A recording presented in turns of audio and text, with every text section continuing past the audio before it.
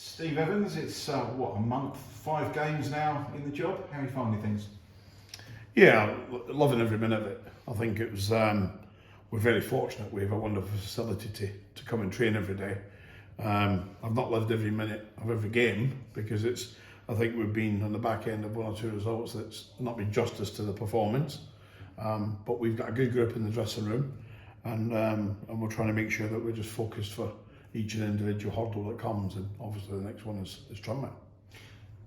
I guess an obvious target when you came was to make sure that Stevenage was still in the Football League by the end of the season, yet edging ever closer. Yeah, listen, sometimes it can be that close and you think, are we there? No, you're never there.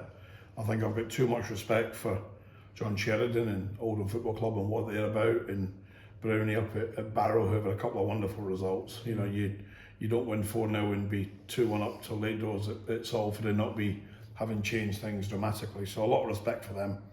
And I said to the chairman when I come in, we don't want to be thinking about Oldham or Barrow. We want to concentrate fully on what we're about. And it has to be each and individual game, because we said we'll lose games, hence the position in the table. We don't tell lies. But I think it's also fair to say if we'd been in the building a lot longer, then we'd certainly be looking at different objectives for the season finish. But the objective is here and now to stay in the Football League, and that's the only thing we can affect. Have you had to change much in the changing room, since you've been in? No, I think in terms of the personnel, obviously we can't change nothing. I think what we've tried to do is have a different type of work on the training ground. The boys worked so hard under Paul. I can't say they didn't, and his staff, and before that Alex. We just have a different ideas of how we think our teams would like them to play. Not every player suits how we'd like to play, but a lot of them does.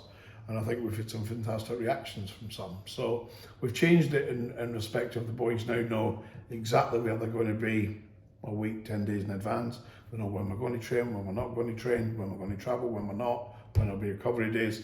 And probably they're going day to day before, but I think the higher you go in football, then a lot of these kids are young men with kiddies and families and mums and dads in these difficult times with COVID and other things around, then we have a responsibility to make sure those boys know where they are every day.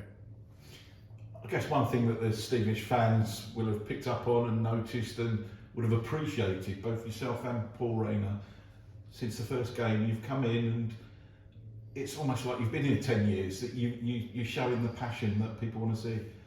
Yeah, I think whatever football club you manage, I think I described it as a girlfriend situation. You know, I think when you go into a football club and you take on the responsibility, you fall in love with the badge. You know, I can't say anything. Well, I want Gillingham to survive in League One under Neil Harris, and you know, a lot of players in that dressing room who I brought in. You know, there's clubs like Rotherham. I was a guest at the chairman's there last weekend. I want them to get promoted. But my love is Stevenage Football Club. And if those other teams don't win, don't look after themselves, then I won't be thinking too much on the Sunday. But I do with us. So last Sunday was Tuesday because we were at bank holiday game. It's gone. It was painful for me because we should win the game very comfortably, but we didn't. So we're in love with the football club. We have really exciting thoughts over the summer what we can do. Our chairman was in the building yesterday, and the only caveat at the end of it is Steve, keep us in the Football League and you can get on with your plans. Tuesday, was it fair to say it looked a little bit leggy? Monday? Yeah. I think late on it was. I think some of the players who have not played 90 minutes, I think Chris Lyons, it was his first 90 minutes in a long time. Michael Boswick, suddenly he's got 4 games in something like 12 days. It's from being way out as far as December, November before he was playing competitively. And I took fault myself. I should have freshened it and changed it with 15 to go. And that was a lot of my thoughts on Tuesday as I was doing my gardening, and you know, I think my grass was getting shorter because I wanted to keep cutting it.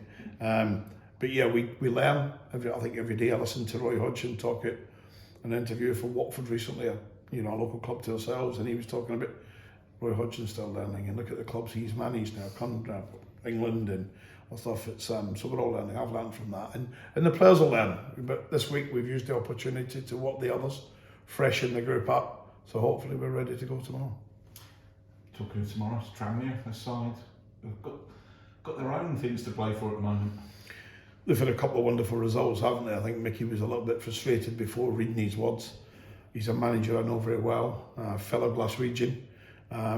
He's done wonderful when he went back into Tranmere. They were in a bit of a mess, weren't they? And he's done some wonderful, but it seems to be the man fits the club and the club fit the man. They'll have a good travelling support.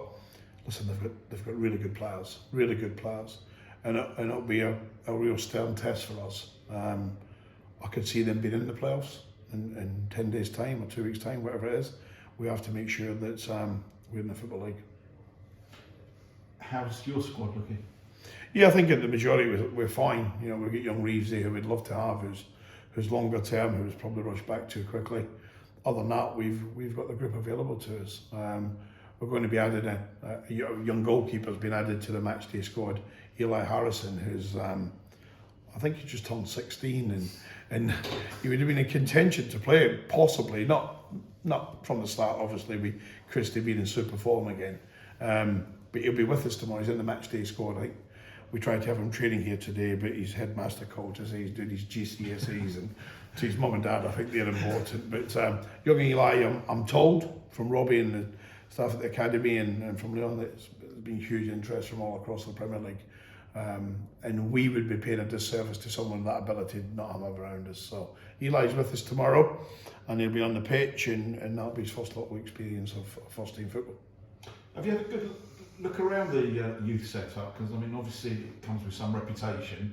It must give you a good feeling when these players are coming through. Yeah, absolutely. You know, one of my first tasks was to play a squad game. The boys that have not been getting action from us against, who Robbie considered and Chris decided was the better of the youth team players, and we got them up here with a game, and from that 3 of the lads are now training with us 3 or 4 times a week. So we want to create and continue, and it is continuous, not me, continue that pathway that if you're a youngster and you may have an Arsenal and you may have a Tottenham, we know the support base in the town for them, but if you're a family, yeah, you'd go to Arsenal and Tottenham, great clubs, but you could get lost.